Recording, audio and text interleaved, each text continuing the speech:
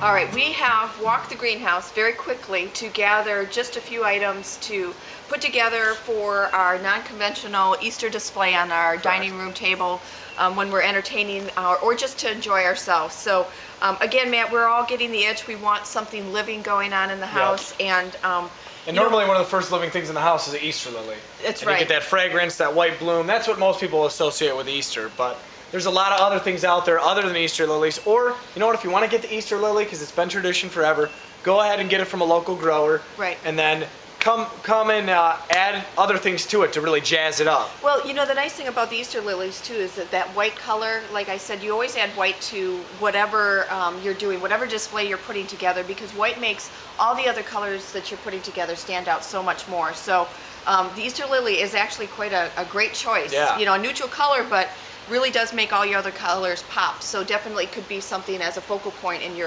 your display. Or go without it and do something completely unconventional, something like this beefsteak begonia, and get that beautiful pink coloration of springtime, that like innocent looking flower, right, just really, really blooming very profusely on this basket right here. And then, you know what, you got to plant for the next year. While the Easter lily's going to die off, right, you got a plant that you can use for the entire season. Right, it's a beautiful house plant. Oh yeah. And it's something definitely that you could just set outside in the summertime in a shadier location and watch it grow, continue to grow. And it should continue to bloom for quite some time. Oh yeah, and then next Easter, right before, 3-4 weeks beforehand, when it starts putting up some flower spikes, let it bloom again. Right. And then you got it every year. You might have a perennial Easter flower. Exactly. And next to it, again, another Rex begonia. This one, let's take a look, and this one's called Chicago Fire. A lot of different begonias coming out, a lot of hybrid begonias coming out with different names to them, a lot of city names. The reason why they call this Chicago Fire is just because of the red color on it. Oh yeah, and these absolutely guys, amazing. They are just starting to come into themselves right now because of the increased temperatures and the brighter lights. They tend to go a little bit dormant in the wintertime.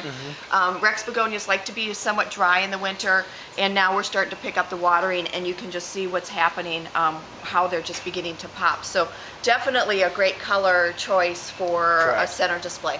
Oh yeah, and if you had that white behind it, it would even pop even more, really show off a lot of the accents of these leaves. This one's Wild Pony.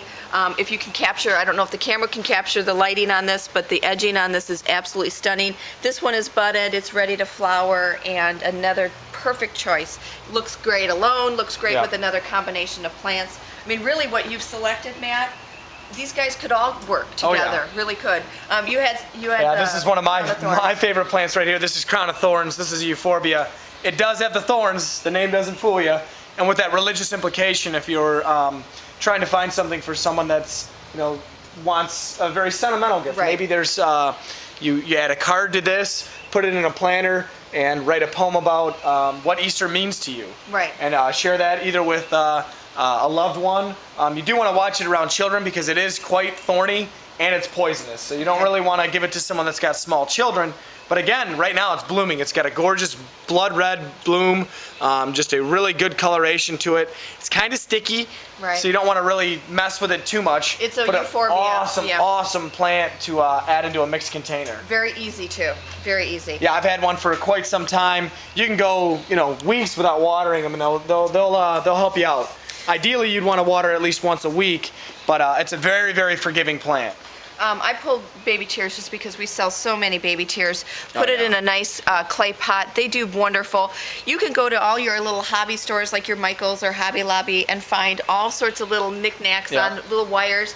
I mean, if you have children in the house, you can always take a little egg or a little bunny on a wire, stick it in here. I mean, and just set that somewhere on your counter. You can just decorate all throughout the house. This is our favorite plant. Kind of a combination favorite right here. It is. We started this by seed, 4 years ago. This is Plectranthus emerald lace.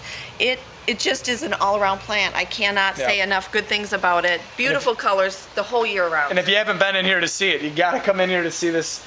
It's hard to even show you, but that underside, that purple underside, just really makes this plant awesome. If you put anything else purple around it, it just really sets it off. And it blooms usually around Christmas time, so it's a winter bloomer, and it's amazing.